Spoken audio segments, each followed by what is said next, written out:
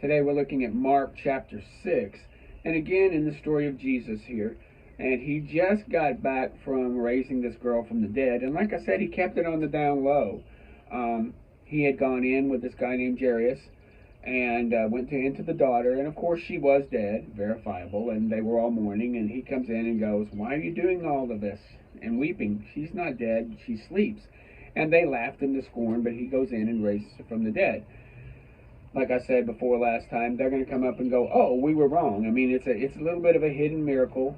Like I've said before, many times he does things that are demonstrative, that help with a large group's faith. Sometimes he does things that are personal, that helps with a person's faith. It isn't about him just establishing himself as this political or religious leader.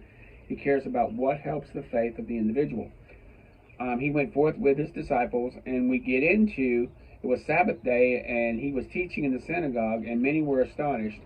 And where did he get all this information, they're asking?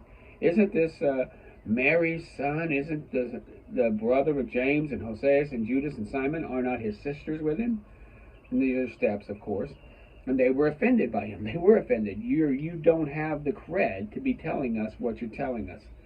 And he says that a prophet is not without honor except in his own country and among his kin and his own house. It was very sad that in his house they were not believing in him at that time. I think that many of them came along later. And he didn't do any mighty works, and he laid hands on a few sick people.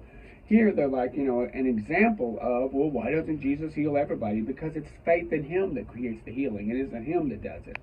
It's faith in him that does it. And when they have little to no faith, little to no things happen.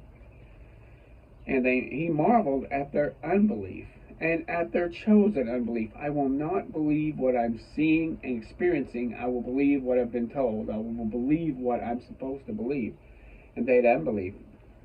He marveled because of their unbelief and went about in villages teaching. And then he called his 12 forth and sent them out 2 by 2. This is interesting. He passes on his authority to them. And they had power over unclean spirits. That's pretty big. Right off the jump, you're giving them some pretty big power. He told them to go out. And this is that one where he tells them for this journey. He changes this right before the cross. But right now, go out. And don't take anything extra with you. And have a staff only, no money or bread or money for your purse. You can be shod with sandals, but don't take 2 coats. You're not going to need a second one. You go into a place, you want to enter their peace. You want to be able to get from them as you receive from them, creating this connection. And whosoever will not receive you nor hear you, depart, shake off the dust off your feet as a testimony against them. Verily, I say, it is more tolerable in Sodom and Gomorrah in the day of judgment than for that city. So the disciples went out 2 by 2, and they cast out devils and anointed oil and many that were sick and healed them. Herod hears about this, and he asks them what's going on. And he thought that maybe John the Baptist is risen from the dead. And others were saying it was Elias, and others saying it's just a prophet or one of the prophets. Herod heard of this, and because he thought it was John whom he beheaded, has risen from the dead. Now it's interesting how Herod believed in resurrection. It's interesting how he believed that. He would rather believe that John the Baptist he cut his head off and even saw his head, and yet he'd rather believe that God put the head back on John the Baptist and rose him from the dead than believe in Jesus. It's an amazing thing.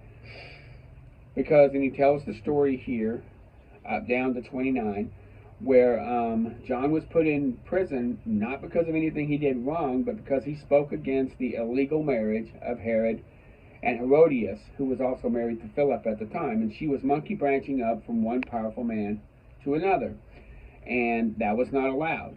And John the Baptist called him on it, and John put him in prison. But it was Herodias who caused the death of John the Baptist, because she knew how to manipulate her husband. There was a convenient day, and on his birthday, a big day, and he has his stepdaughter dance for them. I don't think it was illicit. I don't think it was erotic. I think it was just a wonderful thing, and he's so happy. And he pleased with the daughter so much that ask anything of you will, and I'll give it to you. I'll give you anything. He's being one of these grandiose gestures. So she goes to her mom, and her mom tells her what to say. She comes back and says, "I want the head of John the Baptist on a platter." which is a pretty dark thing for, to give this girl to tell the king. He was sorry, but for the sake of his mouth and for the sake of the people there, he immediately went out and had John the Baptist beheaded. And they brought the head in and put it on a platter, in a charger. So that would have been like a bowl thing where you take the lid off. So it was inside of a charger. And the damsel gave it to her mother. And the disciples heard of it. They came and took the corpse and laid it in a tomb. And the apostles gathered them together unto Jesus and told him all these things. And he departs and goes off to a place. So they're telling Jesus about what happened to John the Baptist.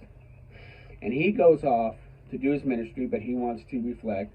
He's had so much ministry. It says here that, come ye together, let's go to a far place and rest a while. For there had been many coming and going, and they had no leisure so much as even to eat. I mean, with all this going on, they couldn't even get a bite to eat.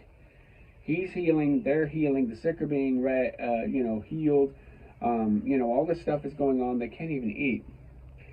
And the people saw that, they departed and knew him and came afoot. So as he's leaving to try to go have a little respite, a little rest, the people are just running from all these cities. They're just going in droves, thousands of people running along. And he saw them and he had compassion. Here he is. He looks back and sees thousands of people coming across the plains and over across the hills for him. And they're just like sheep without a shepherd. And the day had spent, and he asked and he said, this is a desert place. And the disciples were like, well, we need to let these people go away. They need to go eat. They're going to faint on the way. And he goes, well, you give them something to eat. And these guys were beside themselves. Well, what do you mean? We can't feed this many people. And he goes, well, what have you got? And he goes, well, we have 5 loaves, and we have 2 fish for 5,000 plus people. But Jesus told them to put them in groups. And then he prayed to heaven, and he went and he handed it out as they went and took it, and they fed 5,000 people. And it said that when they took up the extra that people hadn't eaten because they were full, it filled 12 baskets. 12 baskets were filled up. You can come back with this basket full of food. And this was a great miracle. He fed 5,000 people. After that, he left to go into a ship. Now, like I said, a lot of times in Christianity, we stop to talk about the story and go on and on. We're going to carry this as a narrative. He goes on to a ship, and he has his disciples go into a ship while he goes into a mountain to pray. So he goes off to pray, he puts them in the ship, and they're out there rowing, and all of a sudden they're going contrary to the wind, and it's a very hard struggle, and they look over and they see this ghostly figures. There's a person walking on the water coming for them, and they thought it was a spirit. They were afraid, and they cried out. And Jesus immediately said, be of good cheer, it is I, be not afraid. And he went in and got into the boat, and the wind ceased, and they were so amazed at themselves beyond measure. Now, he doesn't talk about Peter sinking here. I don't know why that isn't put in here. But, again, having this witness, we're not here to just get a history lesson of Jesus. We're here to, we glean over parts. It's something that the gospel writer didn't want to add to. He's moving faster. A lot of times when I go through this, I'm trying to give you the high points as we move along, because we're trying to move along, to get the story going. Many times that's what Mark's trying to do. We're not here to give you every jot and tittle. There's a great book called Life of Christ in Stereo. It's by a guy named Pentecost. He takes all 4 gospels and puts it into a narrative, so you can read the whole thing cover to cover. He even shows where the different gospels have the different things. So if you're interested in a all-inclusive, cover-to-cover story of Jesus with everything that had been done that would tell that story in here, that would be great. But we have 4 witnesses of Jesus: Matthew, Mark, Luke, and John. Well, Luke is actually a witness he went and got it from other witnesses. My point is, if it's not in here, that doesn't mean it's not important. It's just not important for Mark to share. I mean, we do hear a lot about later on when Satan, Peter is the one that's called Satan. But when they went over, the wind ceased, and they considered not the miracle of the loaves. They're pretty episodic, and that's where we are. That's why, I don't like to stop with a story. Jesus does a miracle, then we kind of do a forget, and now we're back at the beginning where, what are we going to do? How are we going to go through this? And then God does a miracle. Great, now how are we going to do? How are we going to get through this? He does another miracle, and we keep forgetting. We don't have faith in what has already happened. And they went over to Gennesaret, and they drew to the shore. And there were many brought to them that were in beds and that were sick. And he entered into the villages, and he took care and he healed the sick. But there were Pharisees and certain of the scribes. They always show up. And they saw the disciples were eating, but they weren't washing their hands. Now, I know hand washing is important. And, you want to make sure your hands are clean before you feed someone else or feed yourself. But at this time, they were doing it as a tradition of man. And they're catching you. It's kind of like you're not wiping your feet when you come in the house. Or you're putting your glass down and you didn't put it on a coaster. It's a tradition of man. It's not a tradition of God. Nothing wrong with it. But they're making these traditions about whether you put the cup on a coaster or whether you wipe your feet before you came in the house more important than the weightier matters. And that's what Jesus catches them on. Oh, they catch this little tradition. Why aren't you doing this? Why aren't you washing your hands? And, trying to control it. Because they would wash the hands and wash the cups, which is not bad to do. And the Pharisees ask him, and he goes, Well hath Elias prophesied and said, the people honor me with their lips, but with their heart they're far from me. In vain you worship the teachings and doctrines and commandments of men. He caught them on the fact that they were worshiping commandments of men and not the commandments of God.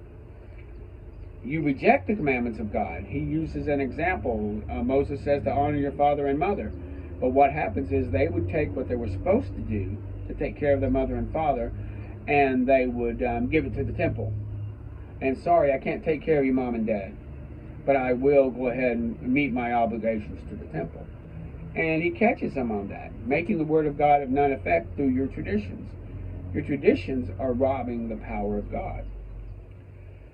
And hearken unto me, and let him that of you understand, there's nothing without a man that enters in that can defile him. Now, you can get sick, that's not what he's saying, but to be religiously defiled, what you're eating won't defile you. And again, you got the Jews that are like, well, I don't eat this, and I don't eat that, and I don't do this and that. He's freeing them from the law. He's starting to free them from the law, just like he did with Sabbath. The Sabbath was made for man. Food was made for man. But here, you're not going to get defiled by it. Doesn't mean you won't get sick. And later on, the disciples don't get this. And he's saying, are you without understanding also? Are you like those guys? Don't you understand it's not what goes in? What goes in will go through your system, and it'll go out. But what comes out is what makes you defiled. Evil thoughts, adulteries, fornications, murders, thefts, covetousness, wickedness, deceit, all the evil things that come from within defile a man. So he's making some interesting points here. And he goes on, and they went to the border of Tyre and Sidon and entered into a house. And there was a woman there who had an unclean spirit, whose daughter had an unclean spirit. But she was a Greek. She was a Sino-Phoenician. She was not an Israelite. She was not a Jew. And she besought Jesus, and Jesus said, he's kind of rough on her here, and this is a good story. Let the children be fed first. It's not me to take the children's bread and cast it to the dogs. Wow, Jesus. Really? You're supposed to be this lovey-dovey guy, and you're telling her, sorry, you can't have any of this. I'm giving it to the children first. But she understood that. She was humble. She understood that and said, yes, but the dogs even get the crumbs from the children's table. And he marveled at that and says, for this saying, go your way, the devil is out of your daughter. It was her profound faith in understanding who he was. The same thing was true with the centurion. His profound faith in understanding who this person was. So she went home, and the daughter was laying in bed. He also went across the coast there, and he came across of a guy that had poor speech. He couldn't talk very well, and he couldn't hear. He was deaf and mute. And Jesus goes to him, and they bring him this one that had an impediment of speech, and they beseech him. So he took him aside from the multitude. This is going to be those private ones. And he spit and touched his tongue. And then, and he looked up to heaven and said, be opened. And the thing is, this guy can't hear. And, so God, by touching him, is activating his faith right there. It's not the healing of, this isn't magic. It's like I'll touch your, the faith that if you, maybe he understood also that the guy would have faith that if you touched my mouth, it would be open. But here he does this demonstrative thing to a man who was deaf and couldn't talk. So how can he activate his faith? by touching him. So he touched it and it was loosed, and the people saw, and they were greatly astonished. So we have Jesus doing these miracles, and we keep going on with the miracles. They keep going good. We need to move on with the story, but we need to see them all as a collection of stories that go to a point. The point will be the cross. But it's wonderful to see each one and realize that Jesus is in the game of activating people's faith. Whatever it takes to activate your faith, that's what he's going to do. But he's also going to stand for the righteousness of God. And he's not going to let people walk on him or walk on God. And that's what we shouldn't either. We should lift up Christ and his word just as he lifts it up. Thank you.